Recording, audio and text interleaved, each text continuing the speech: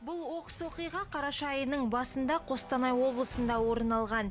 Әлі диаметрі 100 метр, тереңдігі 1,5 метр болатын шағын тоған үстінде ойнап жүрген 3 бала мұз ойылып, суға батып кетті. Көмек дер кезінде жеткенмен үсік шалған 2 балақайды құтқару мүмкін болмаған. Өкінішке орай бұл жалғыз жағдай емес. Солтүстік Қазақстан облысында да 2 бала суға батып кеткен. Ажал айтып келмейді. Оқыс оқиғалардың алдын алу үшін әрқайсымыз сақтық ережелерін білгеніміз жөн. Қараша туғалы еліміздің біраз өңірінде қар жауып, мынадай өзен-көлдерде мұз қата бастады. Алайда мұз құрсауы әлі бекіген жоқ. Сондықтан абай болыңыз. Мұз үстімен өткен кезде мына мен сияқты оны аяқпен теуіп көрмеңіз. Бұл қарапайым қағида.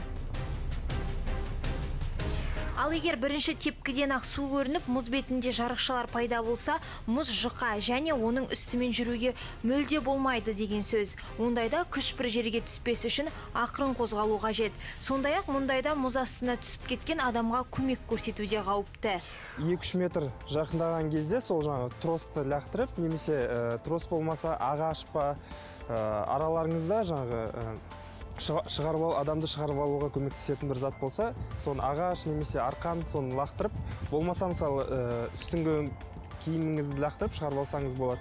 Шығарғаннан кейін міндетті түрде оны су киімдерінің бәрін шешіп, жылы бөлмеге кіргізу керек. Егер де жаңағы мүмкіндік болса, ыстық шай немесе ыстық тамақ беріп жылыту керек.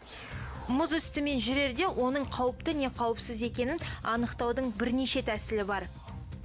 Егер мұздың түсі көгілдір әрі тегіс болса, берік, ақшыл болса, беріктігі 2 есе аз дегенді білдіреді. Ал егер мұздың түсі ақшыл, сұр әрі күңгірттеу болса, немесе сарғыш тартса, мүлдем жоламаңыз.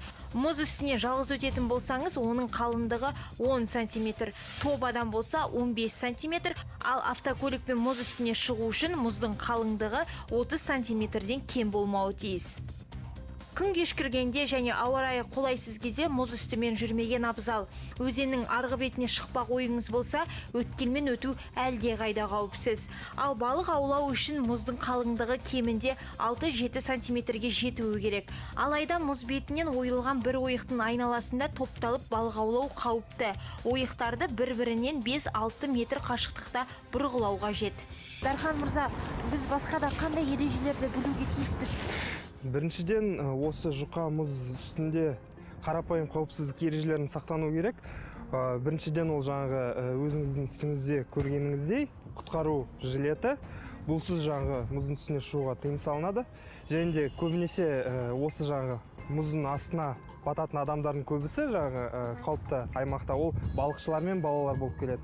Сол балықшылар тарапынан өзімен бірге осы жилетпен бір 20 метр арқан алып жүрсе, керемет болушы еді. Сол арқанның бір шетін мысалы жағалауда қалдырып, екінші шетін өзімен бірге алып кетіп, жаңағы астында мұз сынған кезде шығуға өзіне көмек болатындай жақсы болатын еді. Мұз үстінде жүруге байланысты бірнеше ережелер бар. Ол жаңағы мұздан өтетін кезде шаңғымен өту керек, немесе жаңағыдай сөмкеңіз болса, оны бір иығына іліп өту керек деген сияқты әртүрлі жаңағыдай қауіпсіздікті сақтау ережелері бар. Сол қаншалықты бізге көмектеседі, егер біз оны сақтанатын болсақ?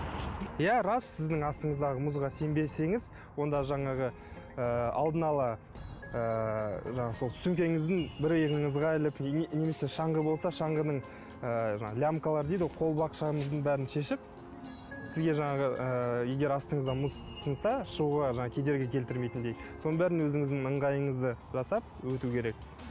Дархан мырза, сізге рахмет. Я, құрметті көрермен, оқыс оқиғалардың көбі сақтық шараларына салғырт қарауымыздан болады.